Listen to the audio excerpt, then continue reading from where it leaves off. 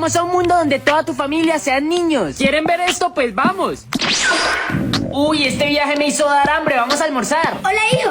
Mamá, ¿y tú cuántos años tienes? Tengo 10 años, hijo. O sea, no sabes hacer almuerzo, ¿verdad? No, tendremos que pedir domicilio. Papá, ¿y tu trabajo? Hijo, no tengo trabajo, solo soy un niño. Apuesto a que mi hermana se está maquillando. Ajá.